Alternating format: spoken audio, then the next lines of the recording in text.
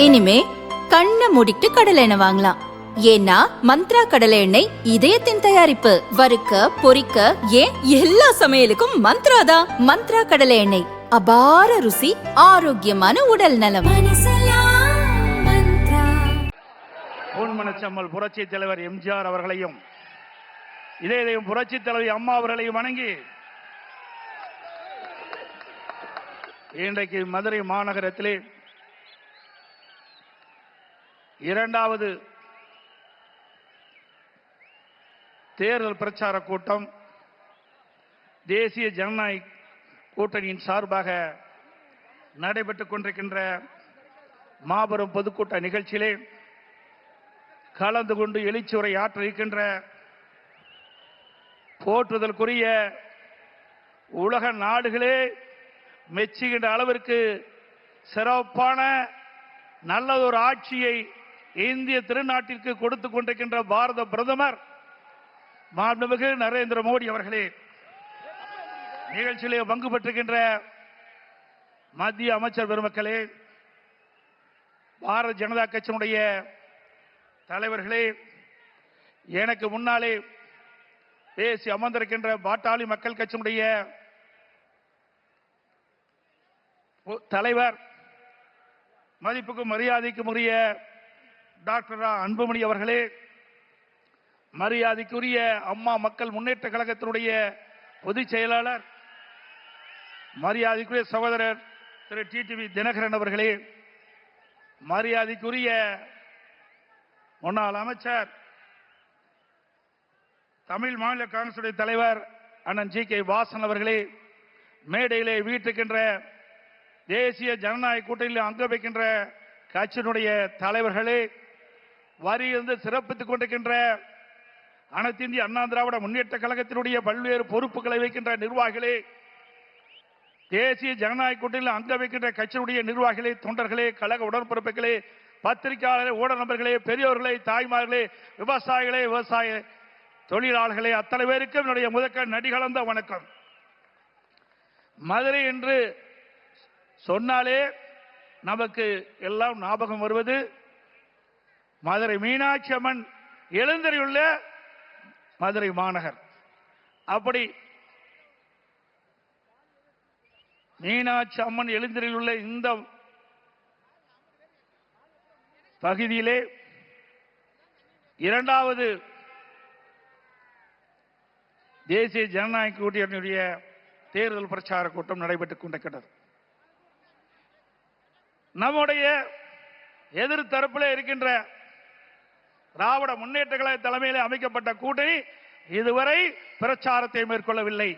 ஆனால் தேசிய ஜனநாயக கூட்டணியில் அங்க வைக்கின்ற கட்சிகள் தான் முதலாக தேர்தல் பிரச்சாரத்தை துவக்கி வெற்றிகரமாக நடைபெற்றுக் கொண்டிருக்கிறது.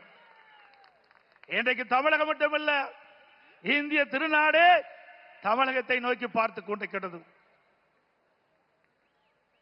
தமிழகத்தை யார் ஆள வேண்டும், யார் ஆளக்கூடாது என்பதற்கு நடைபெறுகின்ற சட்டமன்ற பொதுத் தேர்தல் விரைவிலே வர இருக்கின்றன. ஆக மக்கள் ஒரு ஆட்சி அகற்றப்பட வேண்டும், அதற்காக அமைத்த கூட்டணி தான் தேசிய ஜனநாயக கூட்டணி. எங்கள் கூட்டணியிலே மக்கள் செல்வாக்குள்ள கட்சிகள் எல்லாம் இணைந்திருக்கின்றன. தேர்தல் நேரத்திலே ஒன்றாக இணைந்து அனைத்து 234 தொகுதிகளும் தேனீக்களை போல எறும்பை போல சுறுசுறுப்பாக செயல்பட்டு தேசிய ஜனநாயக கூட்டணியின் சார்பாக அறிவிக்கப்படுகின்ற வேட்பாளர்களை வெற்றி பெற செய்வதற்கு நாம் அத்தனை பேரும் உழைக்க வேண்டும். நம்முடைய கூட்டணி நடைபெற்ற சட்டமன்ற பொதுத் தேர்தலில் சுமார் 210 இடங்களில் வென்று அதிமுக ஆட்சி அமைக்கும். இன்றைக்கு இந்த தென் மாவட்டம் பொன்மனச்செம்மல் புரட்சி தலைவர் எம்ஜிஆர் அவர்களை முதலாக சட்டமன்ற உறுப்பினர் ஆக்கி முதலமைச்சர் ஆக்கினது இந்த தென் மாவட்டம். முதலாக இதயம் புரட்சி தலைவி அம்மா அவர்கள் போட்டியிட்டதும் தென் மாவட்டத்திலே தான். தென் மாவட்டத்தை பொறுத்தவரைக்கும் நம்முடைய இருபெரும் தலைவர்களுக்கு பக்கபலமாக இருக்கின்ற மக்கள் தென் மாவட்ட மக்கள். ஆகவே தென் மாவட்டத்தை பொறுத்தவரைக்கும் இன்றைக்கு தேசிய ஜனநாயக கூட்டணி பலம் பொருந்திய கூட்டணியாக அமைந்திருக்கு என்பதை இந்த நேரத்திலே தெரிவிக்க விரும்புகின்றேன். பொன்மனச்செம்மல் புரட்சி தலைவர் எம்ஜிஆர் அவர்கள் முதலாக கட்சியை தொடங்கியவுடன் முதல் தேர்தல் சந்தித்ததும் தென் மாவட்டத்திலே தான். திண்டுக்கல் நாடாளுமன்றம் முதல் வெற்றியை தென் மாவட்ட மக்கள் தான் அதிமுகவுக்கு கொடுத்தார்கள். அதேபோல் நடைபெறுகின்ற சட்டமன்ற பொது தேர்தலிலும் தேசிய ஜனநாயக கூட்டணிக்கு அதிக இடங்களிலே கொடுத்து அதிமுக ஆட்சிவதற்கும் தென் மாவட்ட மக்கள் துணை நிற்பார்கள்.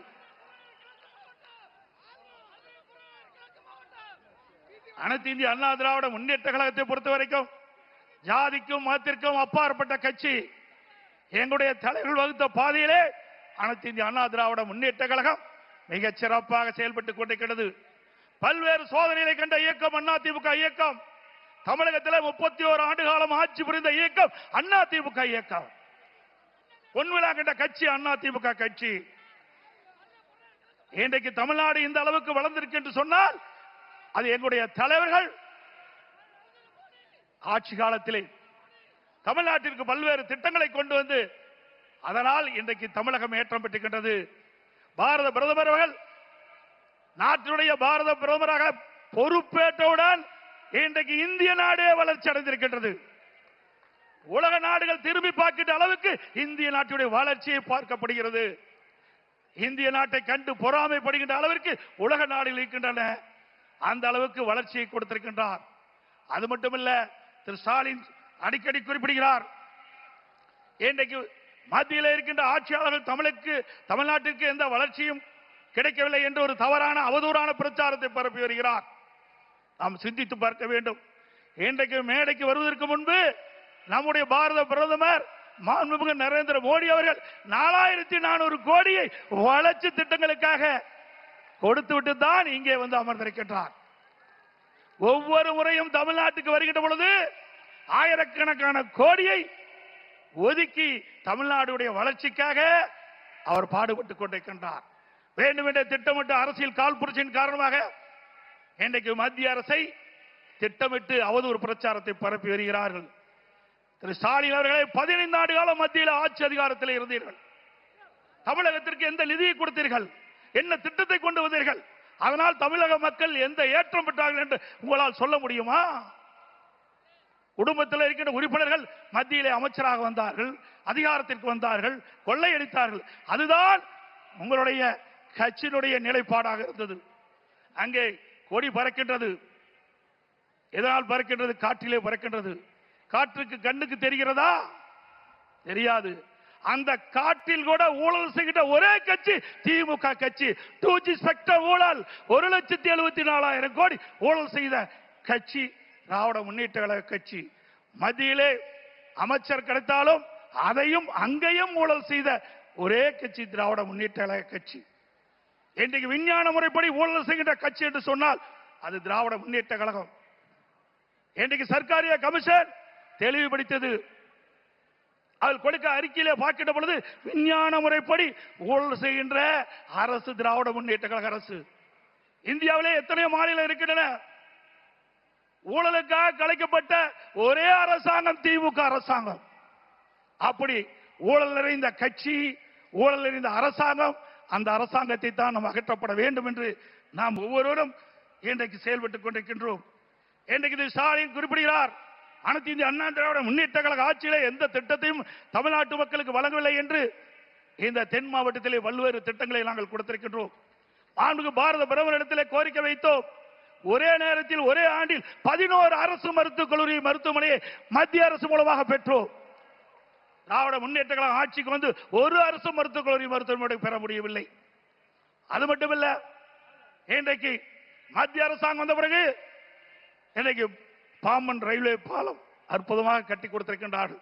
அதோடு அனைத்து இந்திய அண்ணா திராவிட முன்னேற்ற கழக ஆட்சி இன்றைக்கு மாண்புமிகு அம்மா இருக்கின்ற பொழுது தென் மாவட்ட மக்களுக்கு பயன்பெறுகின்ற விதமாக எய்ம்ஸ் மருத்துவமனை வேண்டும் என்று கேட்டார்கள்.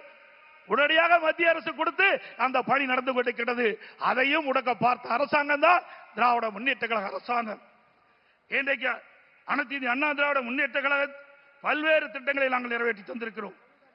தத்தனேரி முதல் ஆரப்பாளையம் வரை, பேருந்து நிலையம் வரை புரட்சித்தலை அம்மா பாலம், மதுரை கோரிப்பாளையம் பெரிய பாலத்திற்கு இடையாக புதிய பாலம், அதற்கு புரட்சித் தலைவர் எம்ஜிஆர் பாலம், அரசு ராஜாஜி மருத்துவமனை ரூபாய் 250 கோடி ரூபாயிலே அதை தரம் உயர்த்திருக்கிறோம்.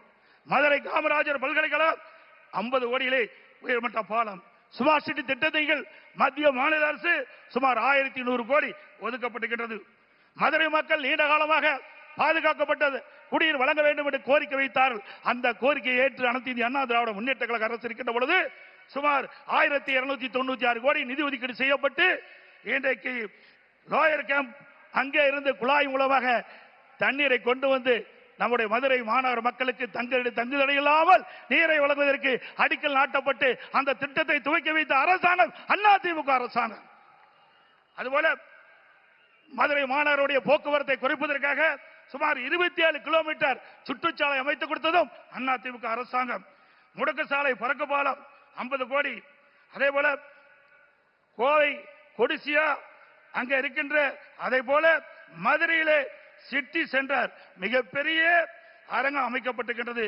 அதோட வைகை ஆற்றின் குறுக்கே உயர்மட்ட பாலம், வைகை ஆற்றின் இருகரையில் ஒட்டிய சாலைகள், காலவாசல் உயர்மட்ட பாலம், பாண்டி கோயில் அருகே உயர்மட்ட பாலம், மதுரை நத்தம் சாலையிலே 7 கிலோமீட்டர் நீளத்திற்கு பறக்கும் பாலம் மத்திய அரசின் துணையோடு இன்றைக்கு 40 ஆண்டு கால கனவு உசிலம்பட்டியிலே 58 கால்வாய் திட்டத்தை முழுமையாக நிறைவேற்றப்பட்ட அரசாங்கம் அதிமுக அரசாங்கம். வைகை குண்டாறு திட்டம் ஏற்கனவே பாட்டாளி மக்கள் கட்சியுடைய மரியாதைக்குரிய முன்னாள் மத்திய அமைச்சர் திரு அன்புமணி ராமதாஸ் அவர்கள் குறிப்பிட்டதை போல காவிரி குண்டாறு திட்டத்தை நாங்கள் துவக்கி வைத்தோம். அதையும் உடைக்கிய அரசாங்கம் திமுக அரசாங்கம். அதே போல வண்டியூர் கண்மாய் சீரமைக்க நிதி ஒதுக்கியது, அதை ஸ்டாலின் ஸ்டிக்கர் ஒட்டி திறந்து வைத்திருக்கின்றார். மதுரை மாநகர பகுதியில் 4 தடுப்பணைகள் கட்டப்பட்டன.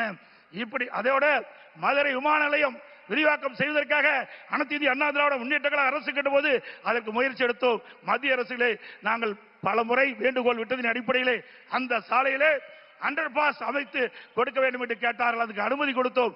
அந்த திட்டத்தையும் முடக்கிய அரசாங்கம் திமுக அரசாங்கம். அதே போல தூத்துக்குடி விமான நிலையம் விரிவாக்கம் செய்யப்பட்டிருக்கிறது. ஸ்டாலின் குறிப்பிடுகிறார், மத்தியிலே இருந்து எந்த திட்டத்தையும் வரவில்லை, தமிழக வளர்ச்சி பெறவில்லை என்று. அங்கே தூத்துக்குடியிலே அதிமுக அரசு இருக்கின்ற பொழுது அதற்கு தேவையான நிலத்தை ஒதுக்கீடு செஞ்சு மத்திய அரசு பிரம்மாண்டமான விமான நிலையத்தை இன்றைக்கு கட்டி மாண்புமிகு பிரதமர் அவர்கள் அதை திறந்து வைத்திருக்கின்றார். அதே போல தூத்துக்குடி அங்க இருக்கின்ற துறைமுகம் விரிவாக்கம், வஉசி சிதம்பரம் துறைமுகம் கிட்டத்தட்ட 1500 கோடி விரிவாக்கம் செய்ய இருக்கின்றன. அதே போல பல தேசிய நெடுஞ்சாலைகள் இன்றைக்கு மத்திய அரசு மூலமாக அமைத்திருக்கின்றது. இப்படி அனைத்து இந்திய அண்ணா திராவிட முன்னேற்ற கழக ஆட்சியிலும் எண்ணற்ற திட்டங்களை கொடுத்திருக்கின்றோம். அதே போல மத்தியிலே இன்னைக்கு பாரத பிரதமர் மரியாதைக்குரிய நரேந்திர மோடி அவர்கள் வந்த பிறகு இன்றைக்கு பல்லாயிரக்கணக்கான கோடி தமிழ்நாட்டுடைய வளர்ச்சிக்காக நிதி ஒதுக்கீடு செஞ்சு திட்டங்கள் நிறைவேற்றப்பட்டுகின்ற செய்தி இந்த நேரத்தில் தெரிவித்து, வருகின்ற சட்டமன்ற பொதுத் தேர்தலில் நம்முடைய தேசிய ஜனநாயக கூட்டணியுடைய வேட்பாளர்கள் போட்டியிடுவார்கள். அவர்களுக்கு முழு ஆதரவை நல்கி அனைவரையும் வெற்றி பெற செய்ய வேண்டும் என்று அன்போடு கேட்டு, மீண்டும் நம்முடைய ஆட்சி மலர வேண்டும், குடும்ப ஆட்சிக்கு முற்றுப்புள்ளி வைக்க வேண்டும், வாரிசு அரசியலுக்கு முற்றுப்புள்ளி வைக்க வேண்டும். அது மட்டுமல்ல, மக்களோட ஆட்சியை அகற்றப்பட வேண்டும். ஆகவே ஒவ்வொருவரும் தன்னெழுச்சி கொண்டு விறுவிறுப்பாக செயல்பட்டு, சுறுசுறுப்பாக செயல்பட்டு, சுழன்று செயல்பட்டு நம்முடைய கூட்டணியில் அங்க வைக்கின்ற அனைத்து கட்சி துணையோடு